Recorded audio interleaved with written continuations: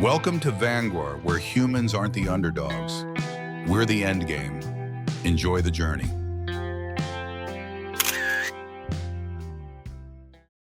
Steven Reiner sat alone in his cramped Omega-7 apartment, the flickering holographic screen painting his unshaven face with a sickly blue glow. The room smelled like stale beer and recycled air, a fitting aroma for a man who had long since given up on pretending life meant anything. The empty bottle in his hand slipped from his fingers, shattering against the wall and sending a glittering rain of glass shards across the floor. He didn't even flinch. Outside, the metallic groan of the station echoed through the corridors like a dying animal gasping for breath. Stephen glanced at the screen. A newscaster droned on about insurgent movements in the Epsilon Quadrant, urging citizens to remain vigilant. He snorted, his voice rough from disuse. Vigilance was for people who still gave a damn. He shifted, grabbing another bottle from the grimy cooling unit. His couch sagged under his weight like it had given up resisting years ago. "Computer, change channel," he ordered. The screen flickered, switching to a reality show called Alien Lust. Ridiculous alien beauties with impossible proportions clawed at each other over some vapid drama. It made his teeth hurt, but it was better than facing the black void inside his mind. A sudden knock rattled his door. Sharp. Urgent. Stephen froze, bottle halfway to his mouth. Nobody visited him. Nobody even knew he existed, and that's exactly how he liked it. Another knock, louder this time, made the metal door creak on its hinges. "Reiner." "Open up," a gravelly voice roared from outside. "We know you're in there." Something ancient and primal surged through Stephen's body. His muscles tensed, heart rate slowed rather than spiked. Without thinking, he placed himself against the wall beside the door, avoiding the direct line of sight, a move he didn't know he knew. "Who is it?" he called, feigning a drunken slur. "Your creditors. 50,000 credits past due. Mr. K doesn't appreciate tardiness." Stephen's brow furrowed. Creditors. He didn't owe a damn soul. He barely made enough scraping waste processors to survive. "You've got the wrong guy," he shouted back. A hiss followed by a searing flash answered him. The lock melted into a pool of molten metal. The door swung inward, revealing three hulking figures, each wearing exoskeletal grafts that glowed with sickly bioluminescence. Krell mercenaries. "Wrong answer," growled their leader, leveling a neural disruptor at Stephen. Stephen's consciousness split in that instant. One part screamed in terror, ready to collapse and beg for mercy, but another part, deeper, older, moved his body with terrifying precision. He hurled the beer bottle like a dagger. It smashed against the leader's throat, sending electric sparks dancing across an implant node. The Krell roared, staggering back. Stephen lunged forward, fists moving faster than thought.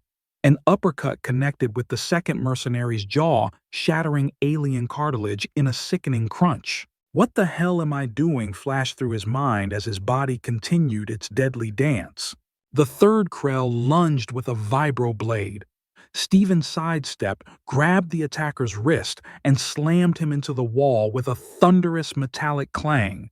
"Who sent you?" Stephen demanded, his own voice alien to his ears, filled with authority. The Krell spat glowing blue blood. "You know damn well. The debt collector always comes even for a ghost like you." Stephen twisted the Krell's arm until it snapped. Another flash of memory, a uniform metals bridge filled with stars, exploded in his head, then vanished. The leader had recovered enough to fire. Stephen ducked, but the disruptor's energy clipped his shoulder, sending searing pain and paralysis down his arm. "Time to go," he hissed to himself. With one smooth motion, he kicked the second Krell into the path of another blast and bolted into the hallway. Sirens wailed across Omega-7's residential sector. Stephen's legs carried him at a speed he didn't know he possessed, every step guided by an unseen map etched into his bones. He darted through maintenance corridors, evading camera nodes and weaving between ancient pipes. The Krell thundered after him, their heavy footfalls echoing like death drums. Stephen ducked into a narrow maintenance shaft, the walls scraping his shoulders. The tunnel spiraled downward into the forgotten underbelly of the station. After what felt like an eternity, he stumbled into a dark chamber marked with faded warning glyphs, restricted area artifact containment. He should have turned back, but something an ancient pull dragged him forward. The door, meant to be sealed, slid open like it had been waiting centuries for this moment. Inside, a single cube hovered in a containment field, humming softly. Symbols crawled across its surface like living silver tattoos. Stephen took a hesitant step. "What the hell?" he whispered. Behind him, the door slammed shut. The cube pulsed brighter, as if greeting an old friend. Before he could react, the automated security system screamed, "Unauthorized presence detected. Defensive protocols activated." Turrets whirred to life lasers, painting targets across his chest. Stephen dove just as stun rounds shredded the floor where he stood. The cube's light grew frantic, its containment field flickering. "Artifact destabilization imminent. Evacuate immediately," the voice blared. Stephen felt his heart hammer. Why did he care? Why was he moving toward it instead of running? He lunged. His fingers brushed the cube just as the field collapsed. Electricity tore through him, liquid fire burrowing into his veins. He screamed as the cube's surface liquefied, crawling up his arm and sinking into his chest. Pain. Blinding, searing pain. He collapsed, convulsing on the floor. Through a haze of tears and agony, he saw the cube disappear beneath his skin, leaving a glowing mark over his heart. A voice deep and timeless echoed in his skull. "Finally. You are the last. The self-deception ends now." Stephen's world turned black. Darkness wrapped around Stephen like a suffocating blanket. He drifted in a void that felt endless, his consciousness flickering like a dying star. Somewhere in the deepest recesses of his mind, images clawed at the edges of his awareness, a sea of stars, a colossal throne room echoing with chants in 1,000 alien tongues, planets burning under a cold golden gaze. Then air. Stephen's eyes snapped open and his lungs drew a ragged, desperate breath. He felt silk sheets against his skin, smelled something impossibly fragrant, like night-blooming flowers from a dream he didn't remember having. Disoriented, he bolted upright, pain flaring across his chest where the cube had vanished. His hands flew to the spot, fingers brushing against skin that now pulsed with a soft golden glow etched with shifting symbols that writhed like living creatures.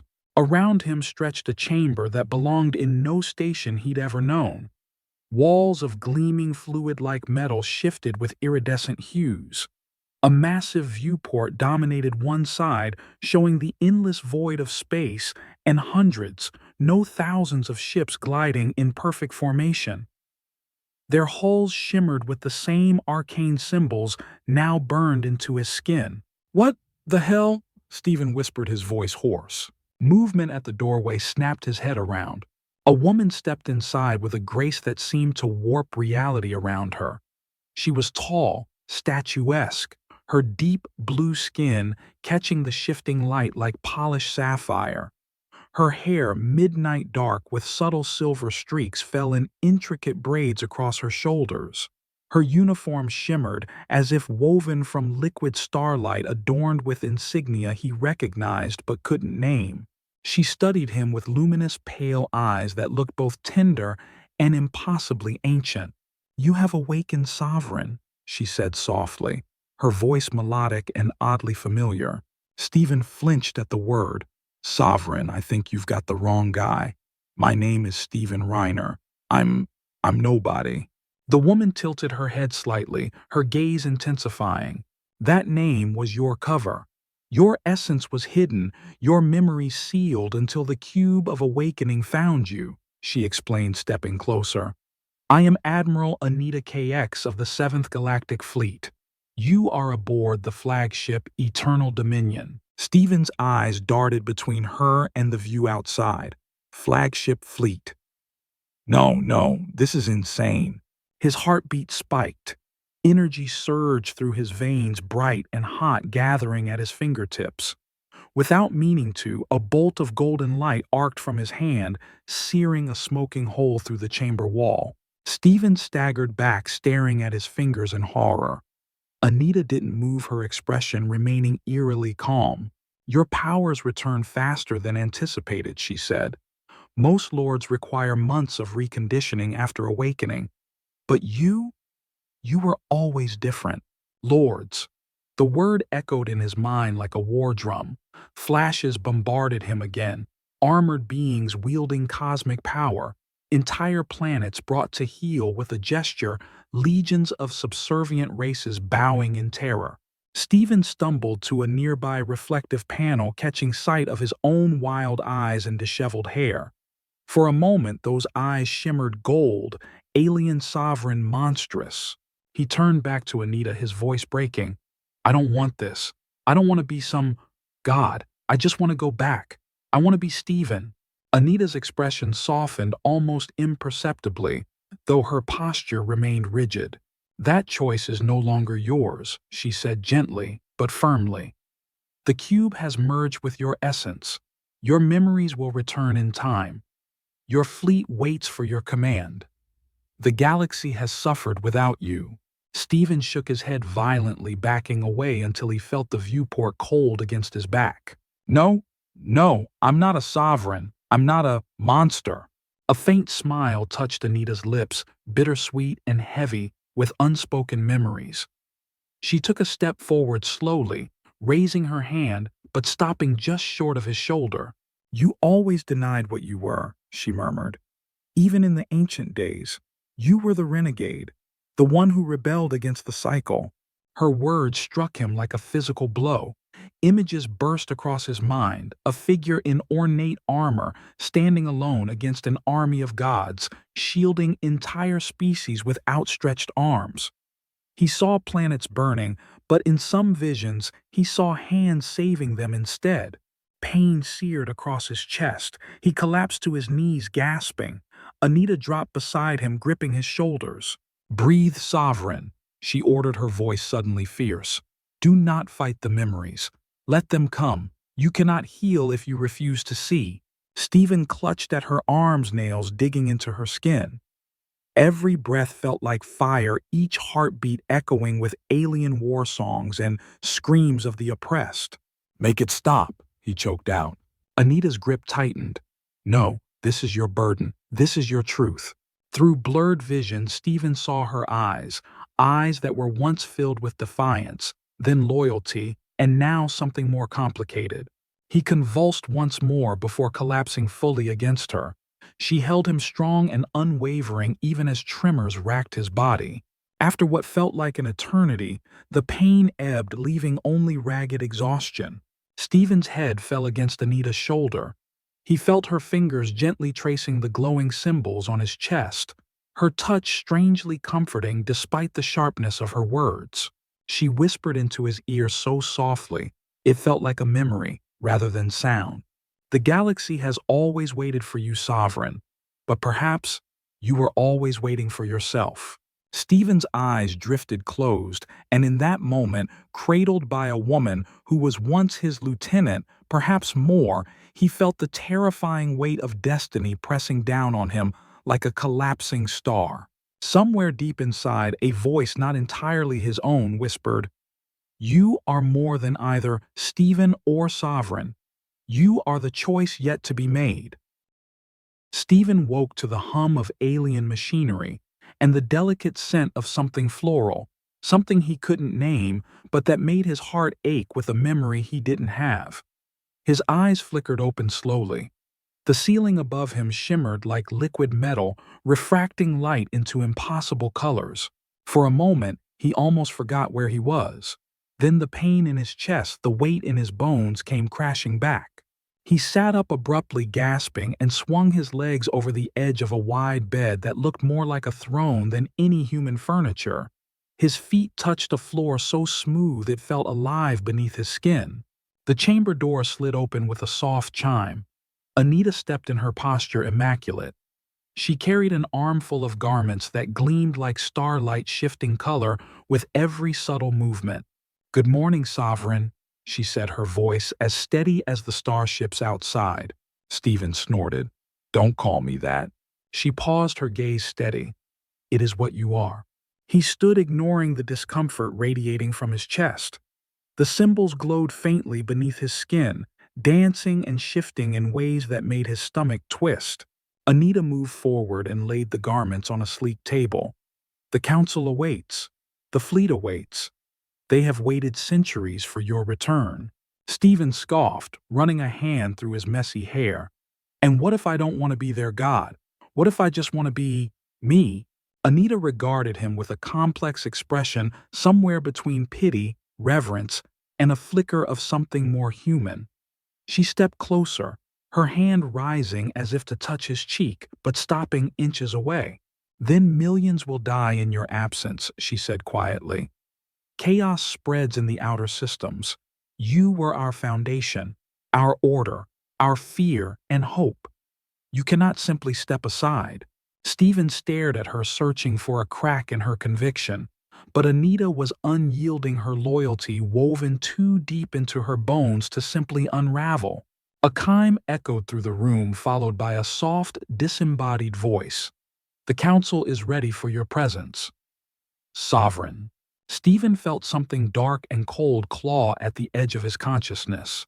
In his mind's eye, he saw burning cities, oceans boiling under relentless bombardment, entire species kneeling in terror.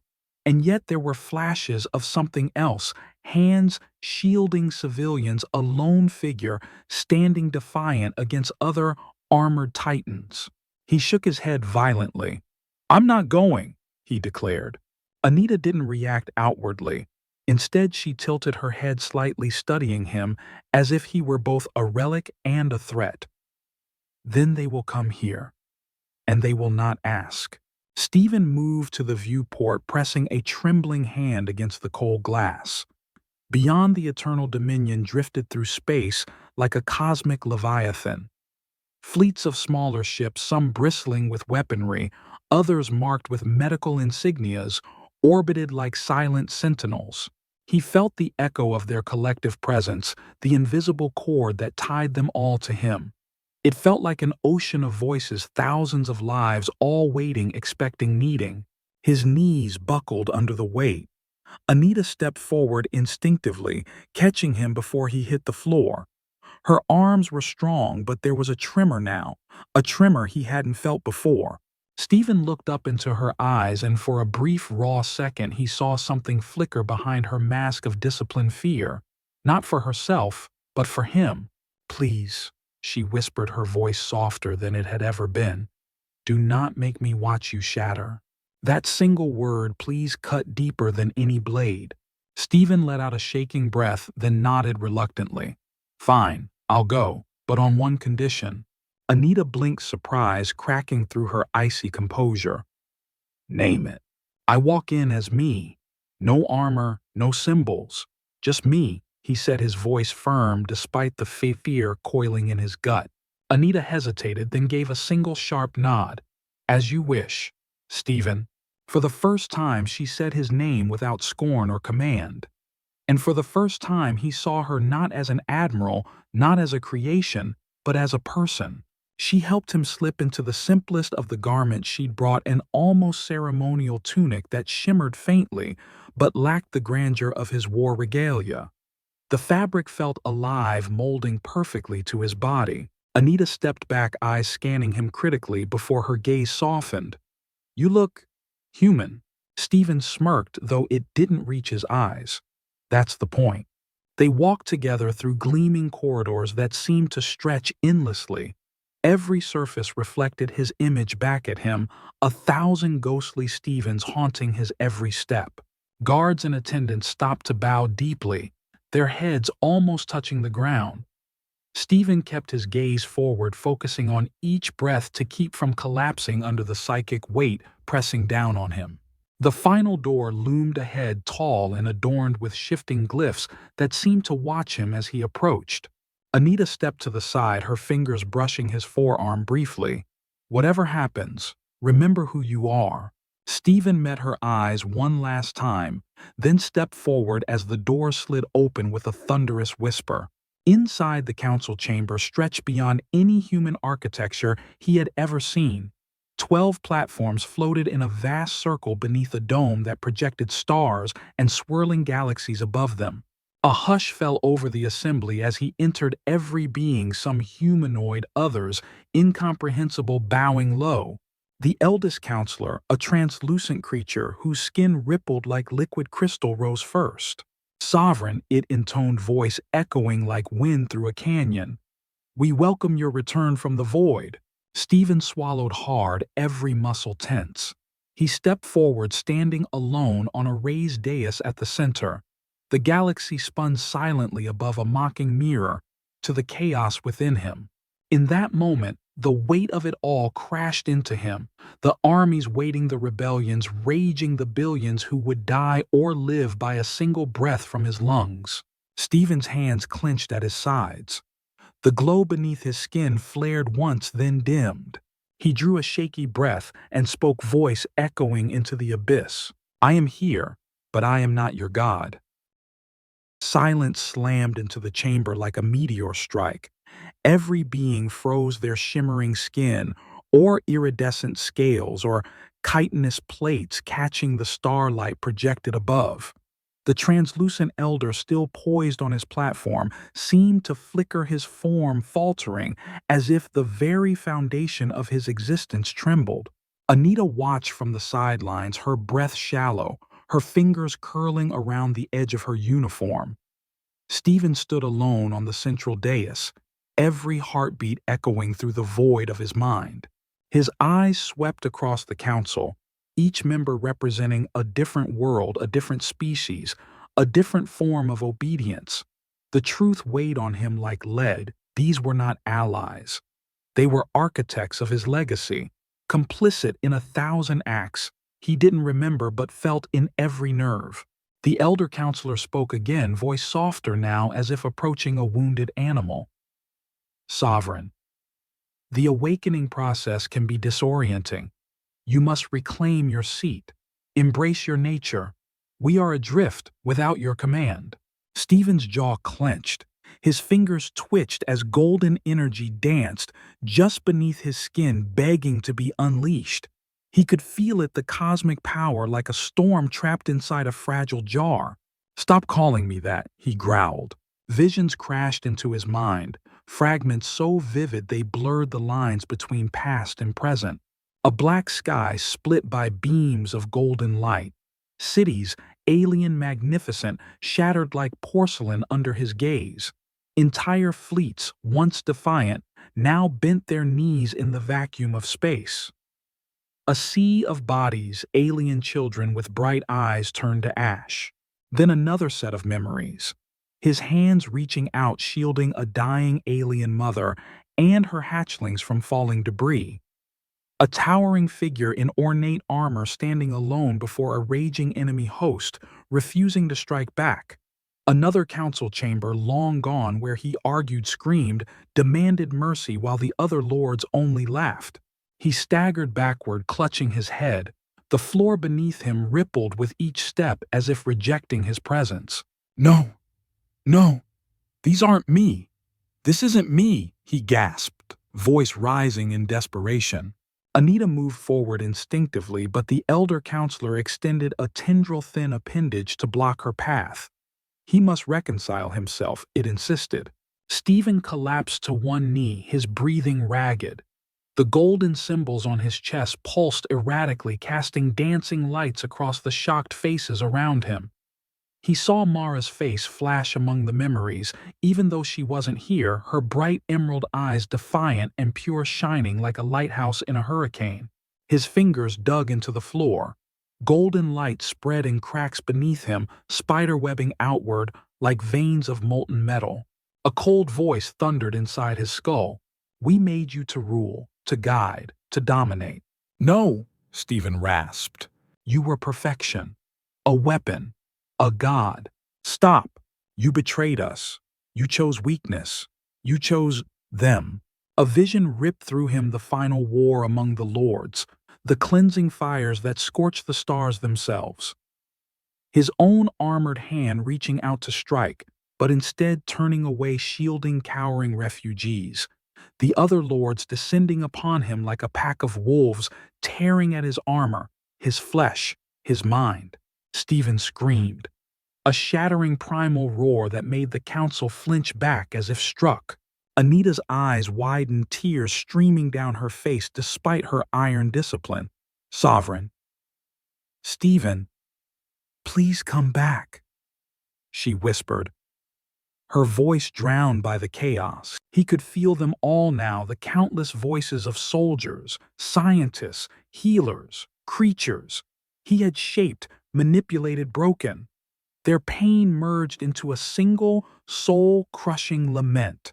A sudden warmth cut through the darkness, the memory of a soft hand on his chest, an emerald gaze meeting his own, a voice whispering, "You are not them. You are not a monster. You are what you choose." Stephen's fingers unclenched and he slammed his palms flat against the floor.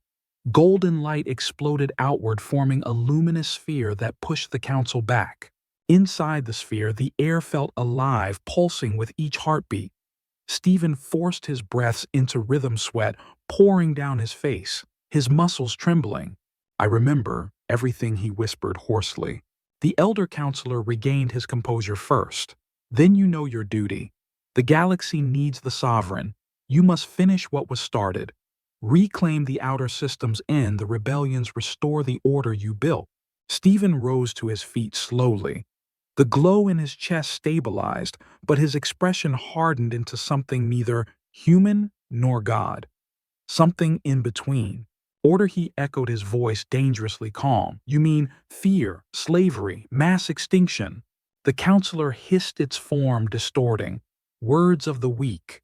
Without control, there is only chaos. Without a master, there is only oblivion." Stephen shook his head. "No, without a master, there is choice." He stepped forward, each footfall sending out ripples of golden energy. The elder shrank back, the other council members exchanging panicked glances. Anita stepped closer now, no longer blocked, her eyes locked on his. "Stephen," she breathed. For a fleeting moment they saw each other, not as sovereign and admiral, not as weapons or tools, but as people both twisted by ancient destinies. Stephen turned back to the council, raising his hand.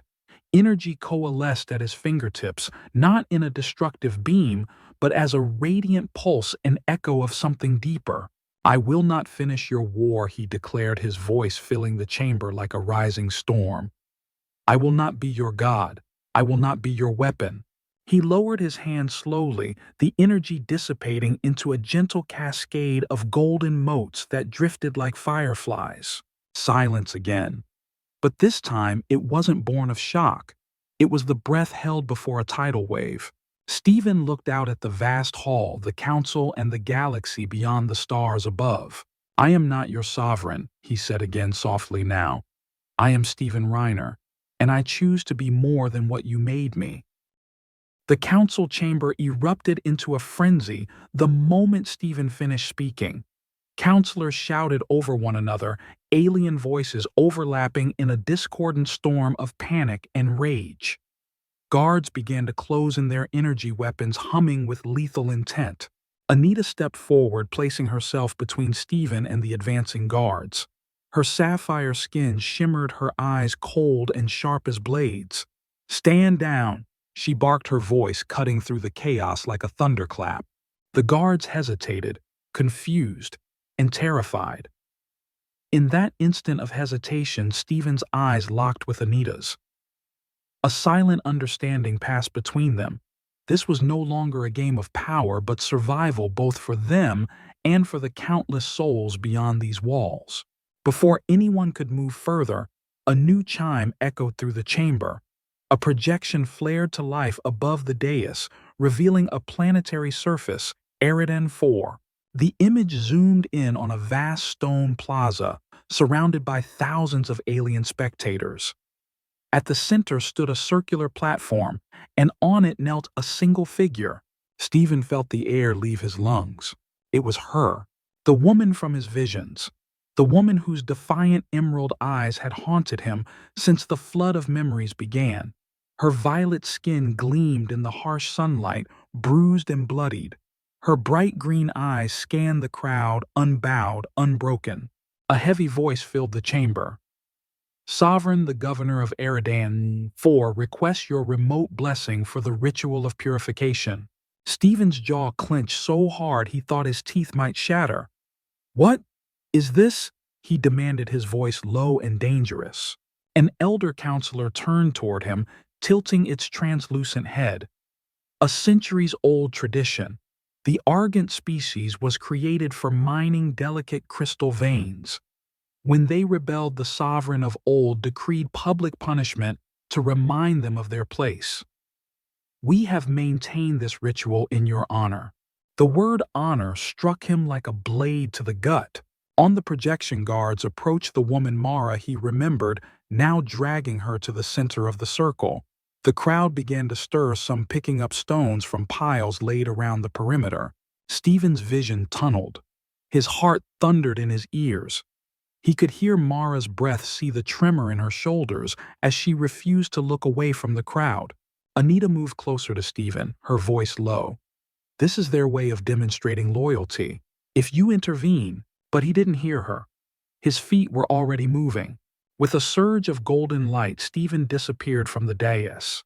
The chamber roared in disbelief, but before anyone could react, he reappeared in the very center of Eridan 4's plaza, sunlight crashing down around him like a divine spotlight. The sudden appearance stunned the crowd into silence. Dust drifted in the air, hanging heavy in the charged stillness. Mara's eyes widened as she looked up at him. Her lips parted in shocked confusion, something dangerously close to hope. Stephen turned to face the crowd, his golden-lit gaze sweeping across thousands of stunned faces. A single stone flew through the air. Instinctively, Stephen shifted, and the rock smashed harmlessly against his chest, shattering into dust. Another followed, and another. The trance broke. A tide of stones flew toward him, a rain of hatred and blind obedience. Stephen moved without thought, placing himself fully in front of Mara. The rock slammed into him, cracking against his ribs, tearing at his skin. Each impact ignited a new burst of searing memory. Planets burning cries for mercy, the weight of centuries of blood. He stayed standing. Mara's hands rose to cover her mouth, her eyes wide and luminous with disbelief. Stephen turned slightly, his golden-etched chest now riddled with deep purple bruises and streaks of blood. He looked down at her, panting. Why she breathed, her voice trembling. Stephen looked back at the crowd, then at her. His own voice came out raw, almost primal. Because life is sacred. Silence blanketed the plaza. A final massive stone arced height, its shadow passing over them like an omen. Stephen raised his hand, catching it effortlessly. His fingers curled, crushing the rock into powder that fell like gray snow at his feet. He turned, eyes burning, scanning the crowd.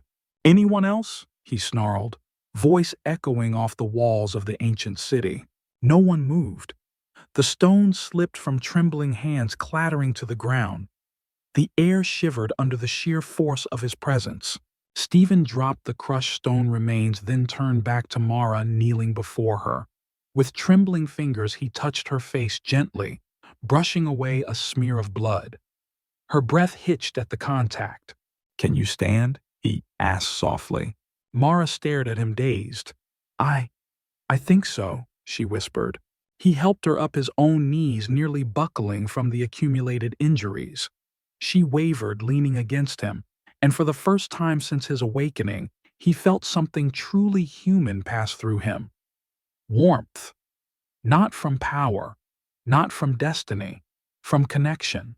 Behind them, Anita appeared in a sudden flare of blue light, her eyes wide as they took in the scene, the broken stones, the stunned crowd, Stephen holding Mara. Her lips parted, but no words came. Instead, she watched as Stephen turned to address the entire assembly. "No more rituals," he commanded, his voice now calm, almost mournful. No more stones. No more punishment. Silence met him. Then slowly, one by one, the crowd began to kneel, not in worship, but in surrender. Mara's head lifted, her eyes searching his face. "You really don't remember it all, do you?" she murmured. Stephen met her gaze. "I remember enough to know this is not who I want to be." She gave a small pained laugh, her fingers tightening around his arm. "Then maybe you're the one we've been waiting for after all." Above them, the sun shifted behind a cloud, throwing their figures into a soft, unexpected glow. For a moment, it felt as though the universe itself had paused to watch. And in that pause, Stephen Reiner, once a broken drunk in a forgotten station, became something new, something terrifying, fragile, and impossibly strong all at once. The transport ship vibrated with a low hum as it slipped through hyperspace stars, stretching into shimmering ribbons beyond the viewport. Stephen sat near the front, Mara beside him, her violet skin bandaged where stones had broken her flesh. Anita stood behind them, arms crossed, her sapphire eyes flicking constantly to the sensors, as if she expected betrayal from every angle. They had left Eridan 4 in silence, the plaza still echoing with the shock of his intervention.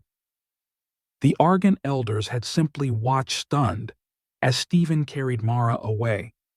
Rumors would spread like wildfire of a sovereign who bled for a slave, who broke the cycle of punishment, who defied the ancient order. Mara shifted, her breathing slow but uneven. Every now and then she winced but refused to show weakness. Stephen admired her resilience. It stirred something inside him he couldn't quite name. "You didn't have to do that," she said suddenly, her voice quiet but cutting through the ship's hum like a blade. Stephen turned to her, meeting those intense emerald eyes. "Yes, I did." She held his gaze as if trying to search for some hidden lie, then exhaled. "You really don't remember the last days of the Lords, do you?" "I remember pieces," Stephen replied, his hand unconsciously drifting to the glowing symbols on his chest. "Enough to know I hated what I saw." Mara leaned forward slightly, her fingers brushing the edge of his sleeve. "The old stories say there was one lord who turned against the others, who protected us, who tried to free us from their control."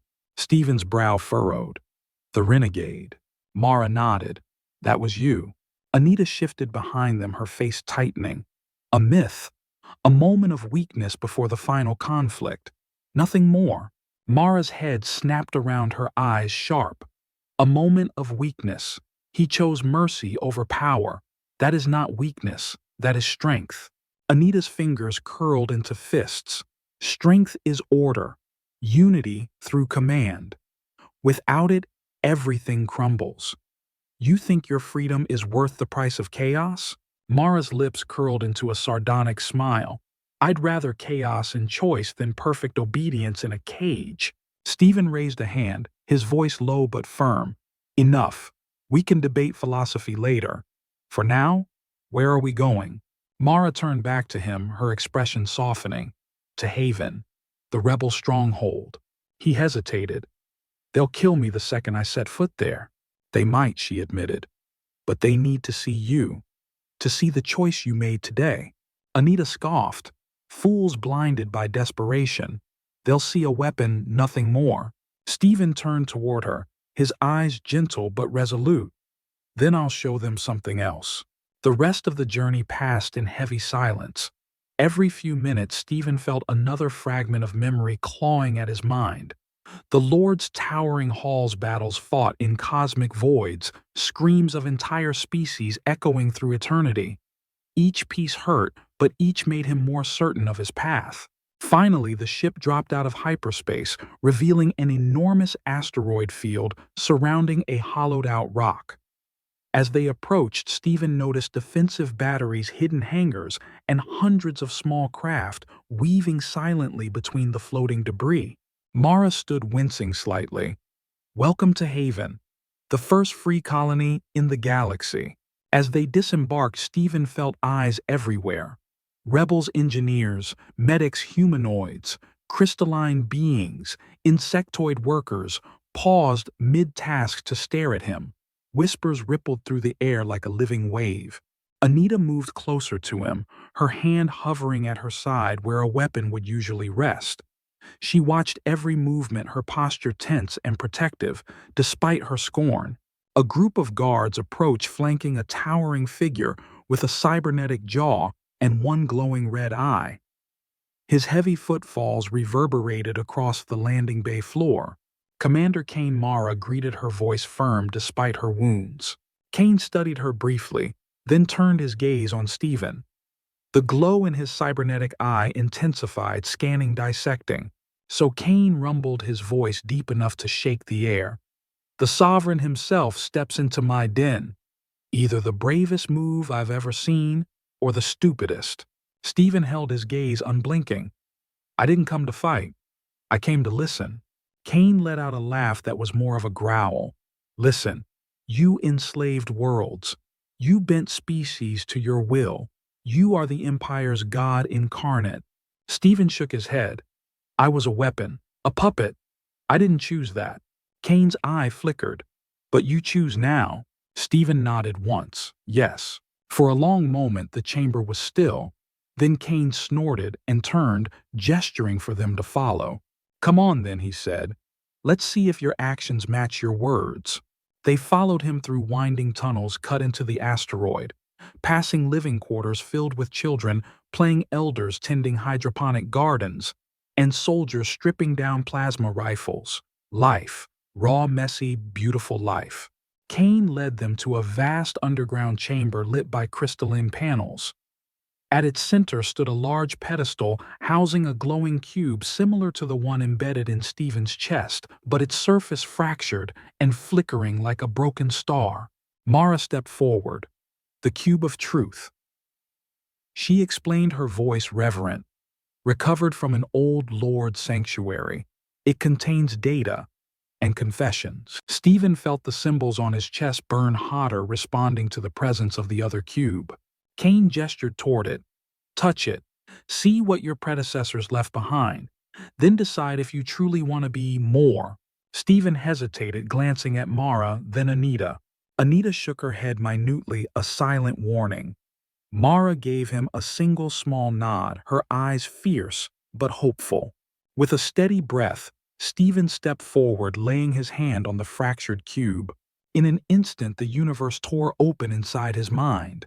He saw them, the creators of the lords, beings beyond dimensions, sculpting them as perfect overseers, tools for ultimate order. Then the rebellion. The renegade him breaking ranks, shielding the weak, trying to destroy the cycle. His final stand, his consciousness shattered and hidden in human form, waiting for a chance to finish what he began. Stephen staggered back, tearing his hand away, gasping as if resurfacing from an ocean. Kane watched him closely. "So God or man?"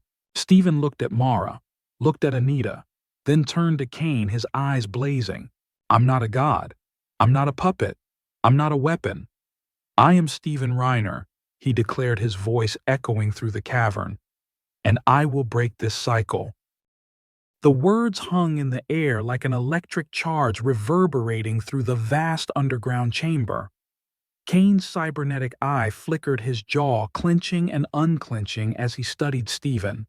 Around them, a dozen rebel leaders exchanged nervous, cautious glances, their faces illuminated by the fractured glow of the cube of truth. Mara stood closest to Stephen, her violet hand hovering near his arm as if to anchor him in place. Anita stayed several paces back. Her sapphire eyes narrowed, her fists trembling at her sides. Stephen's chest heaved. The symbols under his skin pulsed like a living heartbeat, throwing brief flashes of golden light across the cavern walls. "You've seen the truth," Kane finally rumbled, stepping forward, his heavy boots echoing off the crystalline floor. "You know what you were built for. You know what your council plans to do, and yet you stand here telling me you'll break the cycle." Stephen didn't flinch. "Yes." Kane's red eye flared. "That means siding with us. It means open rebellion against the fleets waiting for your orders. It means war against everything that made you." Stephen's gaze remained steady. I know. Mara stepped closer, now her fingers grazing his wrist, her emerald eyes boring into his. We don't just need your words, Stephen. We need you to choose. Truly choose. Once you do, there's no going back. A wave of dizziness swept through Stephen. The memories of his time as a lord flooded back sharper than before, commanding fleets that snuffed out entire star systems, enforcing order through mass purges, manipulating entire species like chess pieces. And then, the final defiance. The renegade's last stand. His knees wobbled, and Mara reached out, gripping his arm firmly. Their eyes locked. For a fleeting moment, everything else, the rebels, the council, the galaxy, faded into a hush. Stephen felt his pulse slow, as if echoing her heartbeat instead of his own. I don't want to be that monster, he whispered, barely audible. Mara's grip tightened. Then don't. Be something else. Be human. Behind them, Anita exhaled sharply. Human. You'd trade the power to reshape worlds for weakness, for mortality. Stephen turned sharply to her. What good is power if it only builds cages? Her face twisted, her voice trembling. I served you for centuries. I believed in the Empire, in you, what you represented. I watched entire worlds fall in line, unified under one banner. I sacrificed everything so you could return and lead us again. She stepped forward, her hand rising toward the cube on his chest as if to tear it from him. Mara moved instantly, intercepting her, their bodies colliding with a sharp crack. Anita's fingers curled into Mara's shoulder, her eyes brimming with an emotion Stephen had never seen from her before, raw, uncontrollable grief. You think you're saving him? Anita hissed, her face inches from Mara's. You're killing him. You're killing everything we were. Mara didn't back down. Her voice was low and steady. He's not yours to define anymore. Anita shoved her back, but Stephen stepped between them before the fight could escalate. Stop, he roared, golden energy bursting outward like a shockwave. Both women staggered, stunned by the sudden pulse of power. Stephen turned to Anita, his eyes softening despite the power crackling around him. I know you think you're protecting me. I know you believe in the old ways, but I can't go back. I won't. Anita's lips parted, her shoulders sagging. Tears slid down her cheeks, her stoic armor finally crumbling. Then what am I without you? She whispered, almost too quietly to hear. Stephen stepped forward, resting his forehead against hers. You're more than a soldier, more than a follower. You're free. She let out a choked sob, her body trembling against him. Mara watched, her hand pressed over her heart, her eyes shimmering with unshed tears. For a moment, the three of them stood together in the silence of the chamber, the fractured cube of truth humming softly behind them.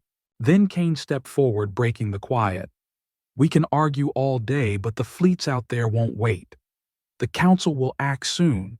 They'll come for us and for him. Stephen looked back at Kane, then at Mara and Anita. The weight of choice settled over him, like a second skin, heavy and unyielding. He turned to the cube of truth, placing his hand on it once more. Visions rushed forward, the council preparing the master key to permanently lock his power, enslaving him to their will. The fleets mobilizing, ready to incinerate entire systems in his name. The billions who would die if he stayed silent. His chest ached, the glow beneath his skin intensifying until it felt like a brand burning from within. Stephen drew a long breath, his fingers trembling on the cube. I have to end it, he said finally, his voice steady despite the tremor in his hands. I have to destroy the control device, all of it, or they'll never stop.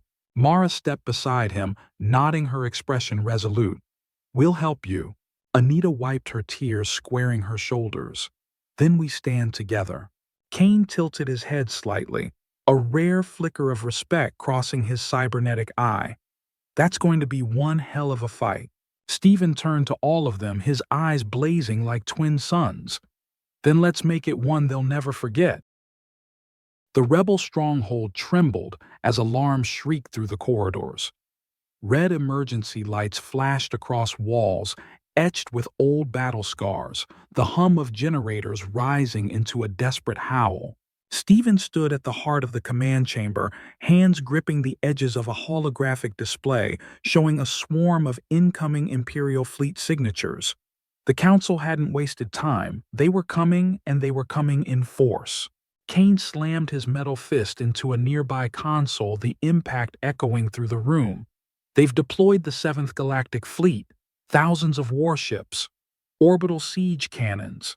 We're talking extinction-level bombardment. Stephen looked up, his eyes now permanently edged with a soft golden glow.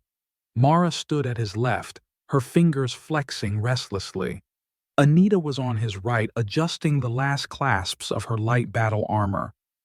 The three formed a triangle of impossible contrast: Rebel ex-admiral and the man once called Sovereign. "Can't we disable their ships remotely?" Mara asked, her voice urgent. Anita shook her head sharply. "Their security protocols were designed by me under him," she said, nodding at Stephen. "There's no remote override. They won't stop until they confirm he's either back under control or dead." Stephen's fingers tightened around the console. "Then we do it another way," he said quietly. Kane turned to him, eyebrow raised. "And what insane plan do you have in that glowing skull of yours?" Stephen stared at the pulsating cube embedded in his chest. The symbols shifted wildly, almost as if screaming. "I have enough energy to send a pulse strong enough to knock out their control systems. But I'll need to be on the flagship, and I'll need time. Getting you onto the Eternal Dominion is suicide," Anita snapped, her voice nearly cracking. Stephen met her eyes steadily. "We don't have a choice." A long, tense silence fell. Then, unexpectedly, Anita stepped forward and placed a hand on his chest right over the cube. Her fingers trembled slightly, but her gaze was unwavering. "If this is your decision, then I'll get you there." Stephen's lips parted, but Mara interrupted, stepping in closer. "You're not doing this alone. I'm coming too." Anita scowled. "She'll slow you down." "Enough," Stephen snapped, raising his hand between them. "We go together. We finish this together." Kane shook his head with a gruff, resigned laugh. "By the stars, you maniacs might actually pull it off." The plan formed in minutes. The rebels would launch a diversionary attack on the outer wings of the fleet, buying time for a single cloaked shuttle to pierce through and dock directly onto the Eternal Dominion. Once on board, Stephen would use the cube's energy to disable the fleet's command node, disabling the Council's control and giving the rebels a fighting chance. As they suited up in the launch bay, Stephen stood momentarily alone, his head bowed. His fingers traced the scars on his forearms, echoes of another lifetime, another war. Mara approached, placing a hand over his. "Hey," she said softly. "We come back together. You hear me?" Stephen looked at her, his throat tightening. He nodded once, then leaned forward, pressing his forehead against hers. "I hear you." Anita watched from a distance, her jaw set, the flicker of something almost like jealousy. No, something older and more painful passing through her eyes. She turned away before they could see. Minutes later, the shuttle launched, weaving between debris and pulsing defense lines like a phantom. Outside, explosions blossomed across the darkness as the rebels flung everything they had at the massive Imperial armada. Inside the shuttle, the three stood side by side. Stephen's hand glowed brighter and brighter, his breath coming in controlled, slow intervals. Mara watched him closely, her own hands occasionally gripping the edge of the wall for support. Anita moved between the controls like a living weapon, her focus absolute. A sudden impact rocked the shuttle. Warning sirens blared. Anita shouted, "They've locked on. We need to go now." Stephen surged forward, placing both hands on the shuttle's hull. Golden energy coursed through the frame, reconfiguring systems, boosting thrusters beyond their intended capacity. The shuttle roared forward, smashing through the last perimeter shield. The Eternal Dominion loomed ahead like a silent titan. Its hull was covered in pulsating glyphs, the same ones that glowed beneath Stephen's skin. As they approached, he felt his pulse sync with the ship's core, as if two heartbeats were merging across space. They crashed into a docking bay, metal screaming against metal. Anita was the first out, cutting through guards with surgical precision. Mara followed her movements, fluid, each step echoing with defiance. Stephen moved last, golden energy pulsing from his fists, each strike sending soldiers sprawling. They pushed deeper into the ship corridors, lighting up as they passed. Automated defenses activated and then died in showers of sparks under Stephen's focused will.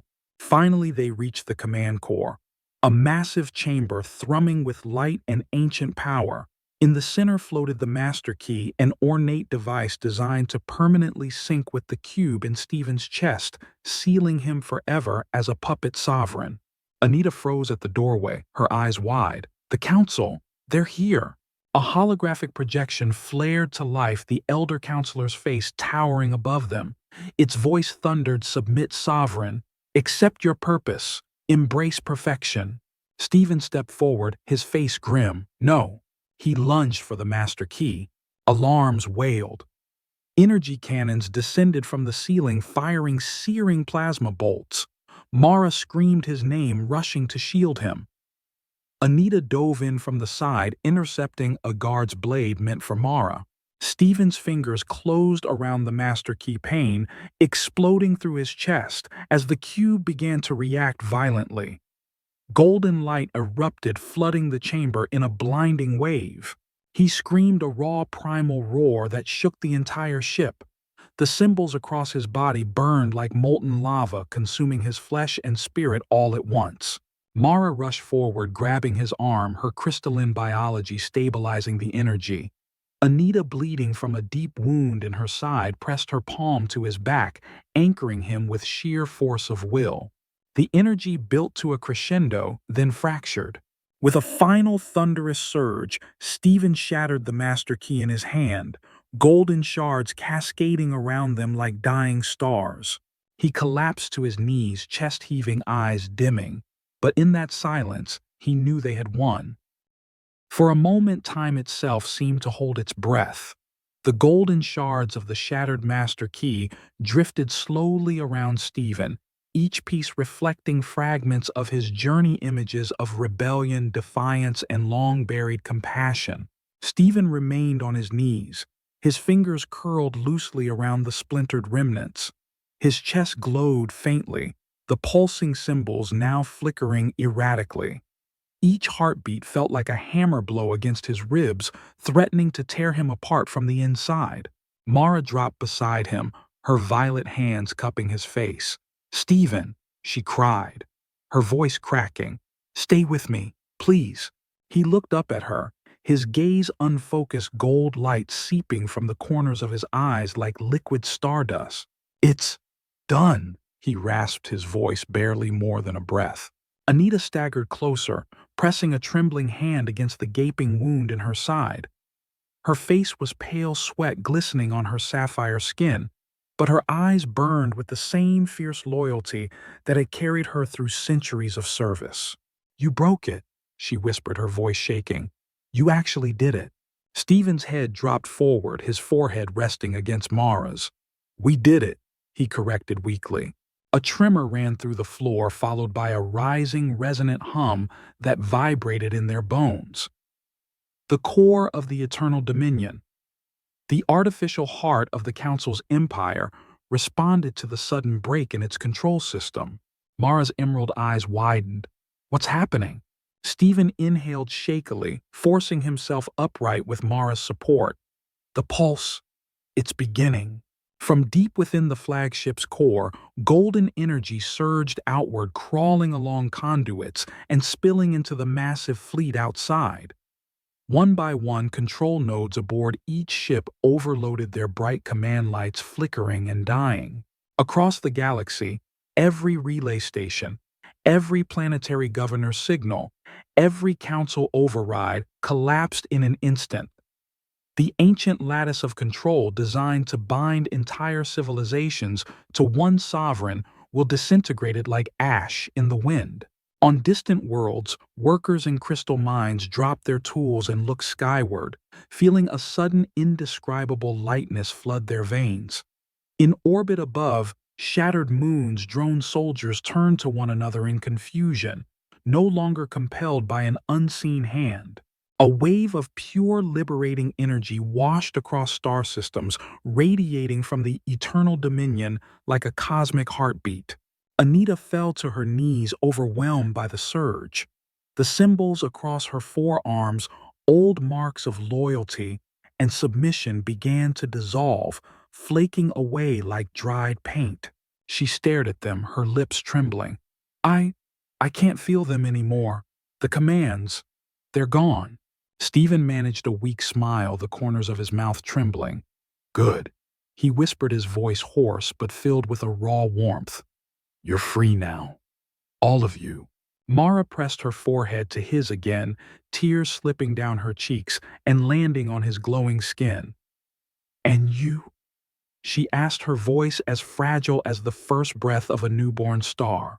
Stephen's gaze drifted to his chest, where the cube symbols now glowed dimly, pulsing slower and slower. I won't survive this, he said softly, almost dreamlike. The cube, it was my prison and my life support. Breaking it means... Mara's hands tightened around his shoulders. No, she hissed. There must be another way. Anita crawled closer, blood seeping between her fingers. As she pressed against her wound, we can stabilize you. We can... Stephen shook his head, gently golden motes swirling around them like fireflies in twilight. It's all right, he said, the finality in his tone breaking something deep in both women. For the first time, I'm choosing this. No more control. No more forced destiny. A sudden blast rocked the chamber as the last remnants of the Council's security forces attempted to breach the core. Mara spun around, her eyes blazing, but Anita pulled herself upright, stepping forward like a wounded lioness. Go! Anita ordered, her voice steel once more. Protect him. I'll hold them. Mara hesitated, her gaze flicking desperately between Anita and Stephen. Anita's eyes softened, a fleeting vulnerability breaking through. Please. He needs you. Mara turned back to Stephen, their eyes locking. She kissed him deep, desperate, and full of unspoken confessions. When they parted, Mara slipped to his side, raising a crystalline barrier with her energy to shield them both. Anita faced the oncoming troops alone, her stance defiant despite the blood staining her armor. The energy pulse intensified.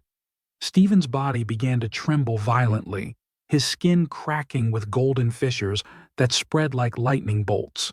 Mara pressed both hands against his chest, her own energy merging with his in a radiant cascade. You're not dying alone, she whispered fiercely, her tears merging with the shimmering light around them. Stephen's hand rose weakly, his fingers threading through her silver hair. I see you, he murmured, his voice fading. Thank you for reminding me what it means to be human. Outside the chamber, the wave reached its zenith. On distant worlds, slaves threw down their chains. Children felt their genetic inhibitors dissolve, laughter echoing under alien suns for the first time in generations. A final tremor rocked the flagship. Anita let out a triumphant roar as she slammed the last of the attackers into the wall, collapsing beside them, exhausted but victorious. In the heart of it all, Stephen's glow began to dim, his breathing slowing. Mara clutched him tighter, her own light flowing into his chest, slowing the decay. Stephen's eyes flickered open one last time, golden light reduced to soft embers. He saw Mara's tear-streaked face and Anita's silhouette slumped against the wall, both women forged by war and loss and by love. A weak smile curved his lips. No more gods, he exhaled. Only us. The light in his chest faded completely, leaving behind only faint silvery scars where the cube once marked him. And then, for the first time in 1,000 years, Stephen Reiner was free. 5 years had passed since the liberation wave. The galaxy, once a fractured quilt of subjugated worlds and tyrannical decrees, was now a messy, chaotic, and beautiful tapestry of free voices. Systems that had only known chains now buzzed with new languages, new ideas, new dreams. On a small oceanic world orbiting twin suns, New Trinity, as its founders named it, the turquoise waves lapped at a pristine shore. The golden light of the sunset danced across the water, scattering into endless ripples. Three sets of footprints wound their way up and down the beach, one human one, with the faint crystalline shimmer of an argent, and one leaving deep impressions from a Colian's heavier gait. Stephen Reiner sat back in a hand-carved wooden chair, his bare feet buried in the cool sand. He raised a shell-carved cup to his lips, savoring the tangy sweetness of local fruit wine. On his chest, faint silvery scars glimmered softly in the fading light, the last trace of the cube that had once bound his existence. Nearby, Mara emerged from the wave's water, cascading off her violet skin in glittering sheets. Her emerald eyes sparkled as she tilted her head toward Stephen, a teasing smile curving her lips. "You're burning again," she chided, tossing him a bottle of protective lotion.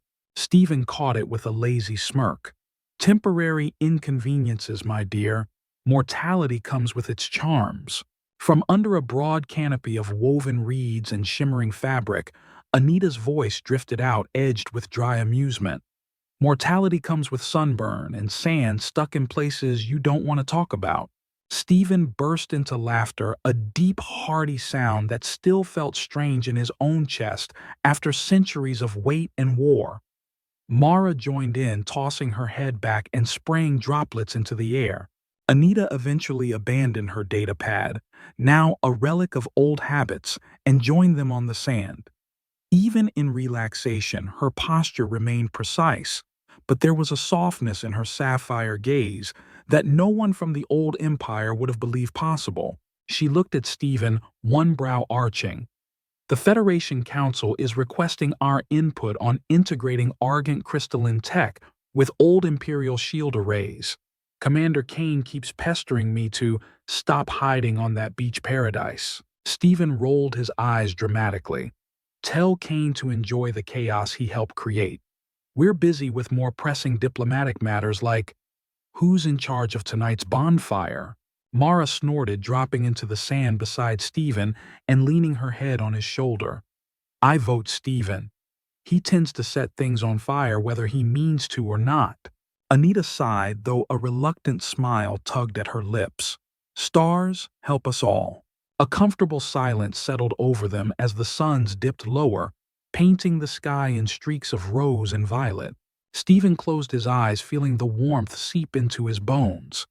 In the distance, he could hear children laughing, children of mixed species born free, their futures no longer dictated by genetic codes or council decrees.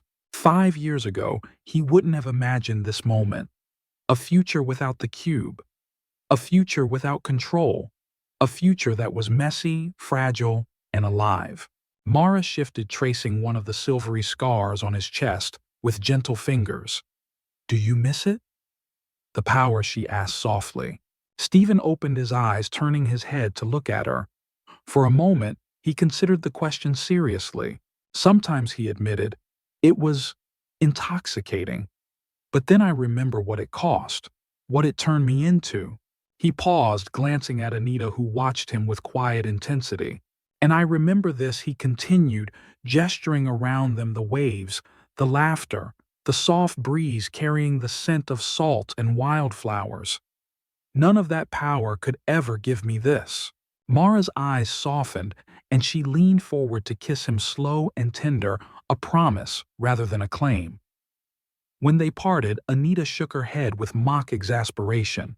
"You two are impossibly sappy," she grumbled, though her lips curved into a genuine smile. Stephen reached out, tugging Anita toward them. She resisted for a heartbeat, then allowed herself to collapse against his other side. "Come on, Admiral," he teased. "Join the dark side. We have awkward cuddles." She rolled her eyes but didn't pull away. "Fine," she muttered, "but only because you're hopeless without my tactical advice." They sat there, the three of them, tangled together under the twilight sky. In that moment, Stephen felt something stir deep in his chest. Not power, not cosmic rage, but a warmth so bright it threatened to overflow. They had built something real, a fragile, imperfect, living testament to choice. Beyond the horizon, stars blinked into existence one by one. Somewhere out there, fledgling systems wrestled with independence. Old allies turned enemies, struggled to find their new identities, and ancient wounds began to scar over. Stephen tilted his head back, gazing at the growing sea of stars. "Do you think they'll manage it?" he asked quietly. Mara followed his gaze, her expression thoughtful. "Maybe, maybe not. But it's theirs to decide now." Anita exhaled softly, her voice uncharacteristically gentle. "No more masters, no more gods. Just us, finding our own way." Stephen's lips curled into a quiet smile. "Exactly," he said. "A future chosen, not forced." The night deepened around them, and the first sparks of a bonfire crackled to life down the beach. Someone began to play a strange hybrid string instrument, its notes weaving with the waves in an otherworldly melody. Mara curled closer against Stephen, her hand slipping into his. Anita rested her head against his shoulder, her breath even and calm. In that fragile silence, Stephen finally understood the truth that had eluded him across countless lifetimes and galaxies. True power was never about domination or godhood. It was in moments like this, shared, fleeting, and incandescent. As the stars shimmered above and the ocean whispered at their feet, Stephen Reiner, once a sovereign, once a weapon, once a god, leaned back and laughed a free, bright, fully human sound. And in that laugh, the galaxy finally heard the echo of its own freedom.